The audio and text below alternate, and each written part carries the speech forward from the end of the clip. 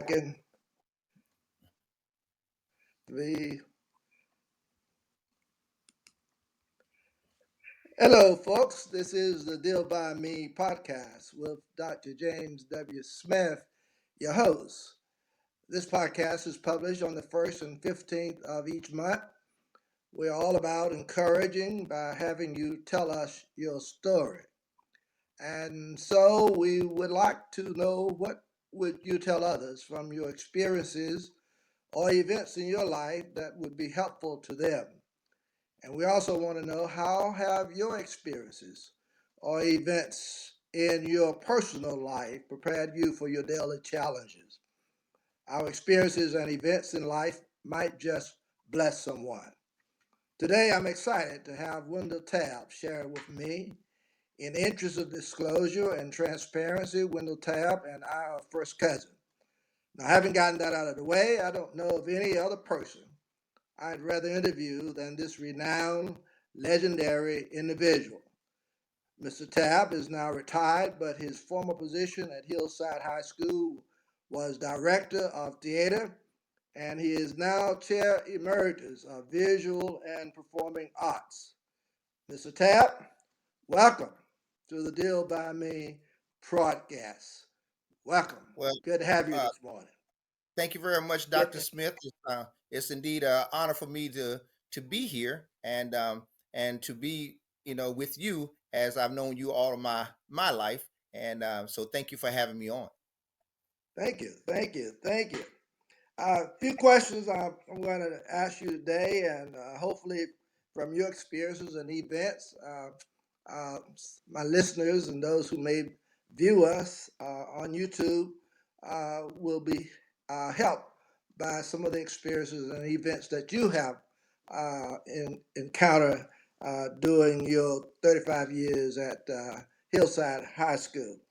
So, what made you decide to give up such rewarding and exciting career after 35 years? It looks like you just decided to call it quits. Is that right?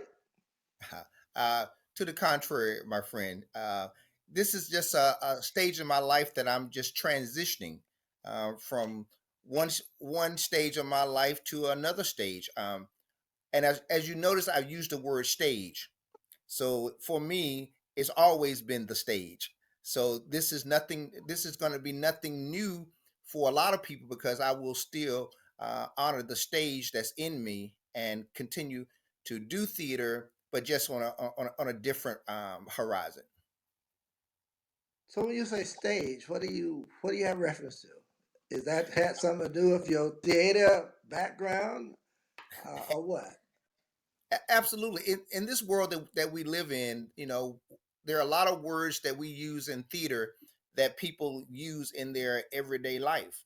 Um, and so, as we use the word setting the stage, um, I'm just setting a different stage right now. It's just not at Hillside High School. However, I will be returning to Hillside High School to do my annual production of Durham's Black Nativity.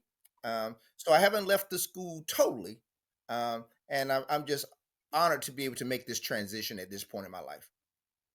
Oh, great, great. Good. Well, I'm glad to know that. During your 35 years at Hillside, you have elevated Hillside drama uh, into a world renowned program. Tell us how you did that. Well, I tell everyone, being a little country boy from Franklin County, Lewisburg, North Carolina, uh, I always knew what I wanted to do, but I wasn't so sure that everybody else knew what I wanted to do. And so going over to Hillside High School to do a theater program, I took that same road of a lot of the parents may not know what their children might want to do, because theater sometimes is one of those areas where a lot of people will say, "Well, what you going to do when you don't have those roles? what you're going to do when you don't have those particular projects. So what I wanted to do is to show the world that regardless of whatever a child wanted to do, that it could be profitable, that they could make a living out of it, uh, that is something that they could still be proud of them, if those students chose to do that field. And to this day, I think people finally, they understand that from Hillside High School, because we have so many students who have gone on to do just marvelous things in the career. I hear you say something as you were talking about your experiences and how others can learn from that. Would you kind of expound on that? Because this is really what my podcast is all about, trying to help others through our own experiences and events that we have encountered in our own lives. And so if you would just kind of expound on that just a little bit more uh, in, in terms of letting listeners, viewers of this show uh, see how what you've done uh, can help them. Well, absolutely. Being an educator, one, that you want to bring the best out of children. That's number one. You want to bring the best out of them, and a lot of times when a child says, this is what I want to do, um, when they first start that, it may be something they're going to do, or it may be that they're searching, but we have to allow them to experiment with what they want to do. I've had I was an athlete. So, growing up being an athlete, a lot of people thought, well, that's what I was going to do. But I also, wanted um, to be an actor. So, therefore, you're going to get a lot of students who are going to tell their parents, well, you know, I want to do sports. And the parents may be like, yeah, that's what we want you to do. That's a great thing to do. Fine. But then they may come and say, no, I don't want to do sports. I want to do theater. And the questions may become, well, what are you going to do with that?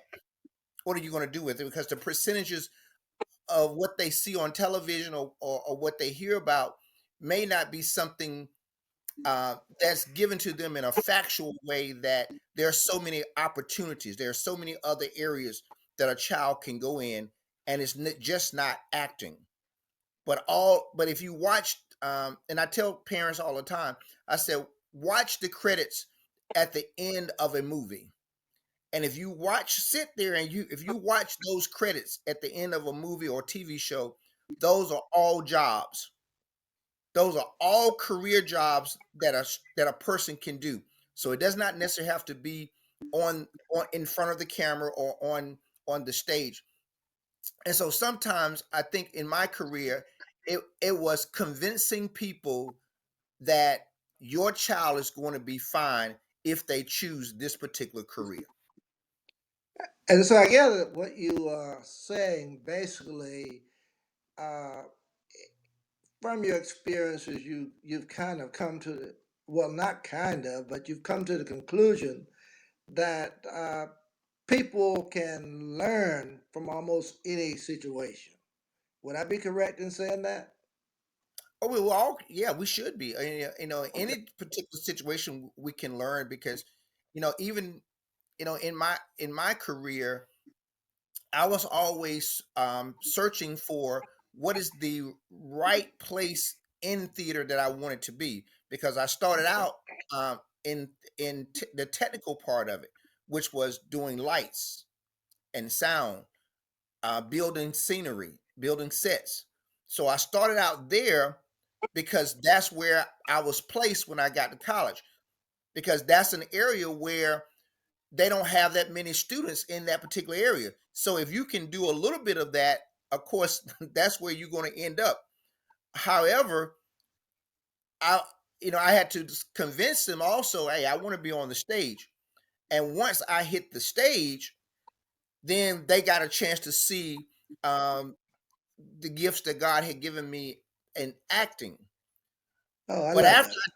but after I did acting, I realized that I want to direct the actors. And so most of my career ended up directing actors. But because I had done technical theater, because I had been an actor on stage, then I think that I was better prepared as a director because I understood all those different aspects of the art. Oh, I love that. I love that. And I know that folks who are listening can really take something from that. That's very, very encouraging. Uh, I know from just being a resident of Durham um, that during your career, you have directed drama workshops across the country and the world. That that would seem to have been very exciting and rewarding. Could you kind of talk to us a little bit about that? Well, absolutely. It was exciting and rewarding because number one, being from a small town and a country boy, sometimes you only dream about going to those places. And I didn't just want to be a dreamer. I wanted to bring those dreams to reality.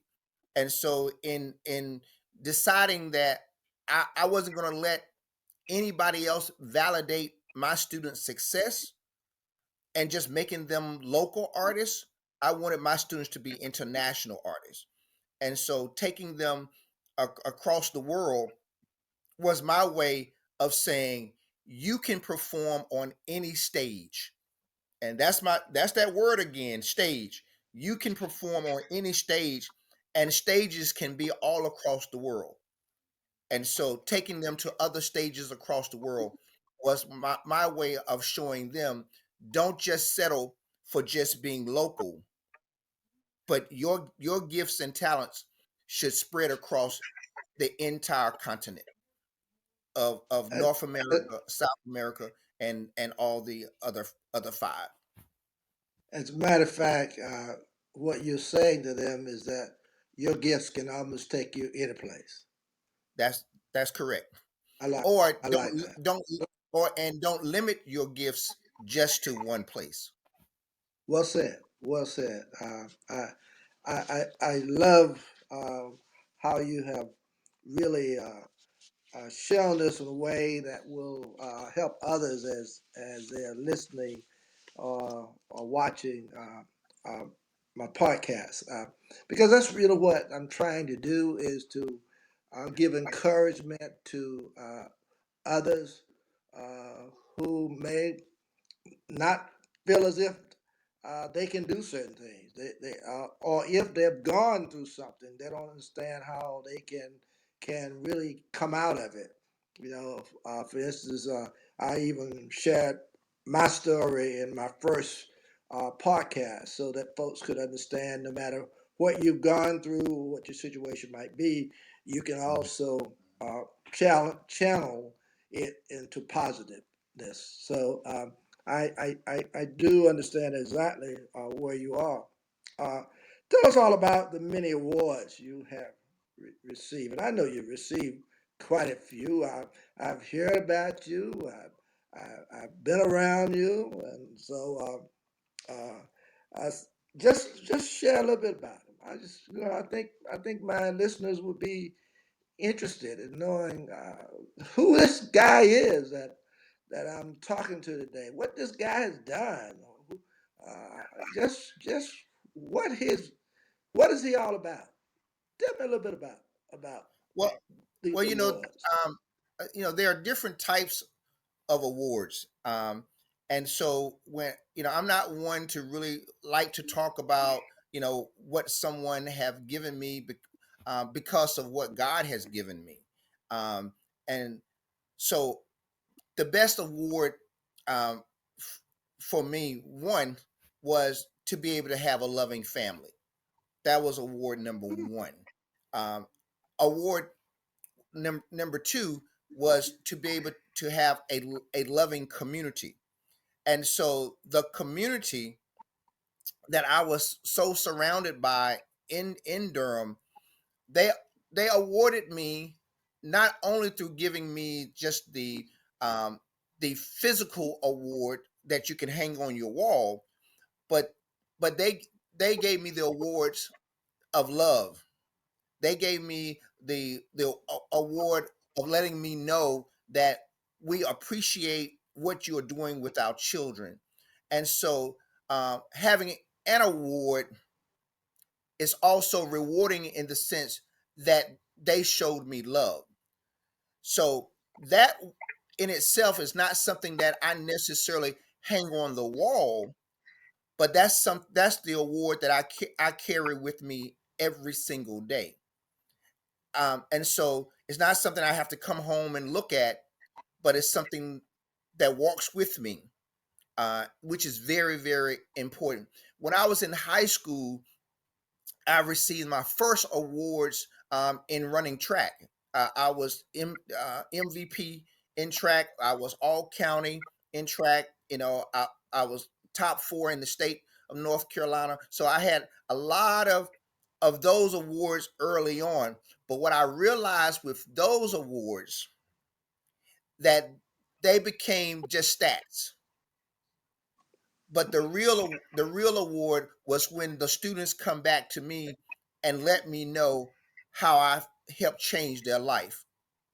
And that was more rewarding than to just have a physical award. Now, in terms of awards are good when you're trying to continue in your career, because that's what people look at a lot of time.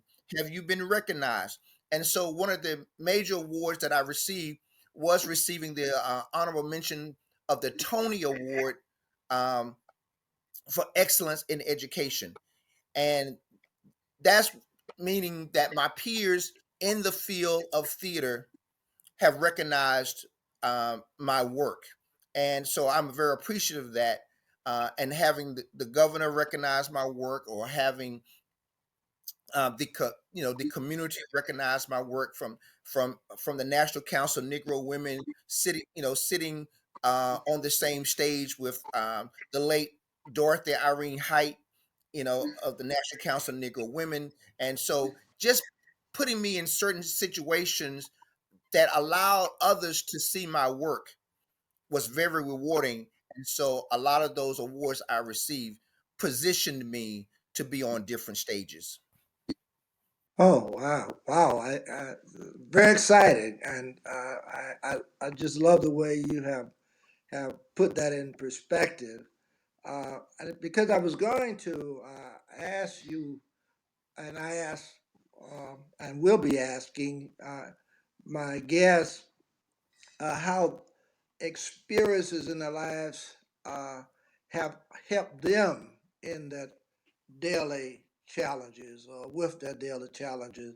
And it seems as if you've already kind of said that, how you have benefited from what have you have gone through or what you have dealt with in terms of your experiences and events that have happened in your life. And so I don't know if you wish to expound on it anymore, but I can already see that, and I hope that listeners or the viewers of this podcast will be able to pick up on that because every experience or event that we go through in life ought to be one that will help us also in our daily challenges or whatever we might go through, as well as helping others. We should benefit from it. So, and I think I've already kind of gotten that from you. Um, you talked about this a little bit, but I was kind of always curious.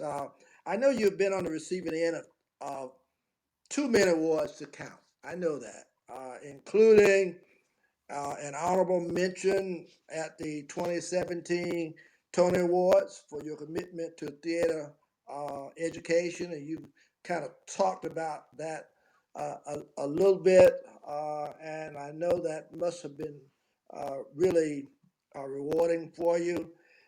Um, Tell me, out of the many productions that you have done at Hillside, what was your favorite production? I like to know that. What was your favorite production? I've gone to see quite a few of them, and I have some of my own that I really like. But sometimes the producer, kind of stay in the background a little bit, and they don't want you to know that. But I think my listeners and my viewers would probably like to know what was your favorite production. Would you tell us Well, that? Well, I get that question a lot, and I'm going to probably give the same kind of responses that I've always give. Is that I really don't have a favorite production because all of my students brought something unique and different to each production, which made me enjoy working with each production. But what I will say is that I have plays that I consider having the most fun with, and then there are certain productions that are a little more complex and challenging. And so the productions that I had the most fun with was shows like Dreamgirls, um, shows like The Wiz, and they were also crowd pleasers for the community as well. And so I had the most fun directing those shows. Um, but in terms of shows that was more with complex, I would say directing Fences with high school students. That was probably one of my most challenging shows. Don't let me see. Then there was Once on This Island, which probably was the most challenging production that I've ever directed because the music is nonstop. So even if the actor missed a line, they had to keep going. And so Hmm. that was probably the most challenging and innovative show. Um, and and then I had those shows that really got the audience talking, dealing with civil rights, and that was Martin Said So, and just seeing a family or how they had to deal with um, the civil rights era, or trying to tell their granddaughter that she should be on a committee for the Martin Luther King um, at her school. And but that made people kind of debate, whether or not that if Malcolm X was correct, or was Martin Luther King correct, or was there somewhere in the middle that they both were correct. And that brought about healthy dialogue, and that's what I loved about theater, because it got people to also be a part of the process. uh, and so to answer your question, it's not necessarily a favorite, but different shows brought me different satisfaction. Well, you have given us your spin on it, but now I know there's got to be a favorite production. But I'll leave that alone. I won't go any further with you on that. And perhaps you're saying that because you just uh, don't want to let anybody know that production that they may have been in was not your favorite. This is a little challenging podcast also now, but I'll let you off the hook on that one. Tell me what moments stand out to you over the years, as I know you worked with a lot of celebrities such as Danny Glover. Just talk about that a little bit. What moments stand out to you over the years? You Well, know, thank you thank you uh-huh. thank you very much for that question.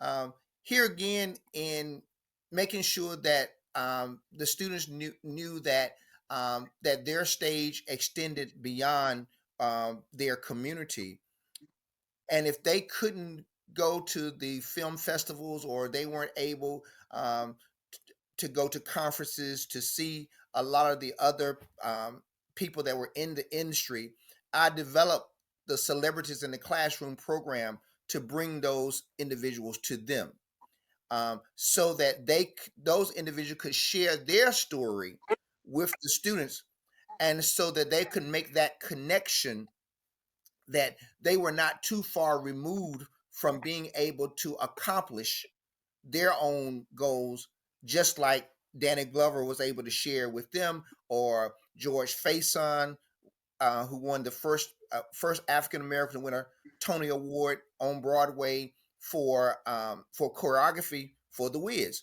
And so bringing the different celebrities there allowed them to be able to touch them in a sense, to say, I can be what I want to be, because these individuals have shared their stories with us, and gave a sort of like a blueprint of how they were able to make it, giving them hope and inspiration that they too could make it. And so that was the whole premise behind starting the Celebrities in the Classroom program. And to this date, we've had over 25 celebrities Oh wow. come to Hillside High School to visit with the students. Oh wow. This is really exciting and must be very rewarding and exciting for the students also, as they had a chance to meet so many celebrities and to also, as you say, recognize and understand that they can be just like that person is, which is a really awesome thing to be able to just look at and to feel that that can happen to me too. You know, so Mhm. I really admire that.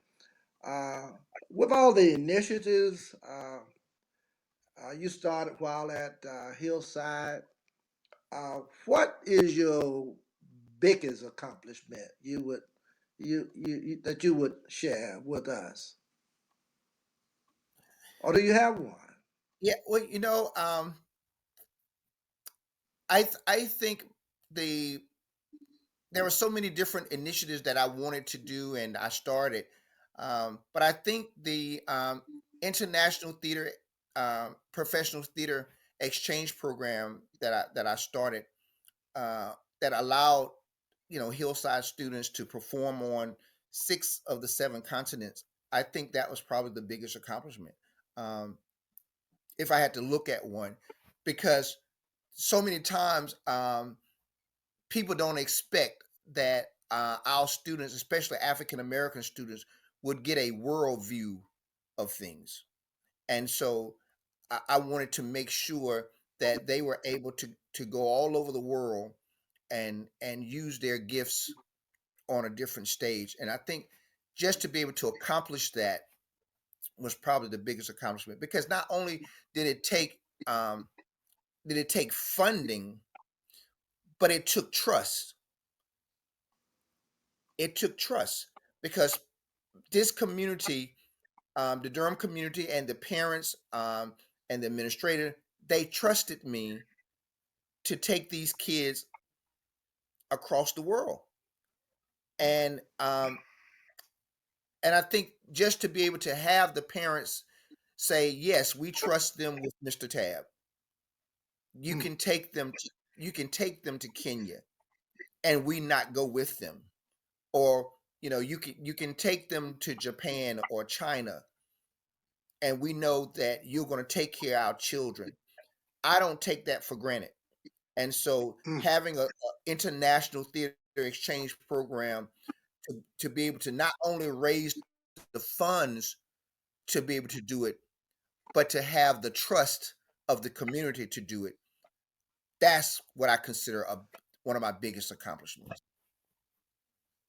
That is awesome, Ms. Tapp, because I was sitting here just thinking in my own life. You know, I didn't get a chance to travel abroad until I was in college. As a matter of fact, it was at the end of my junior year that I was able to get a scholarship from the Experiment in International Living and went to Great Britain and to France. So I almost can feel how those students must feel going to these different places. How many places or how many continents? I know you've been to quite a few, but can you tell us how many continents have you um, been able to take the kids? I mean, I know there have been many, many places, but just tell us, our listeners and viewers, about how many continents have they experienced? Well, in terms of continent, it's very simple. Way of putting it is that the only one we have not performed on is Antarctica. So, uh, Oh, and wow. so, and I would take them to Antarctica if we get an invitation there too. So, I'll dress them up. Wow. I'll dress them up real good. You know, Oh, I love it. I love it. yeah. The renowned, legendary, retired former director of theater and now chair emeritus of visual and performing arts, Mr. Wendell Tabb. Mr. Tabb, thank you for sharing with our listeners and viewers today, and I wish you well in your retirement. If you have enjoyed this Well, interview thank. and are enjoying the Deal by Me podcast, please go to the website www.dealbyme.com and make a donation through PayPal or mail to the address in the contact page.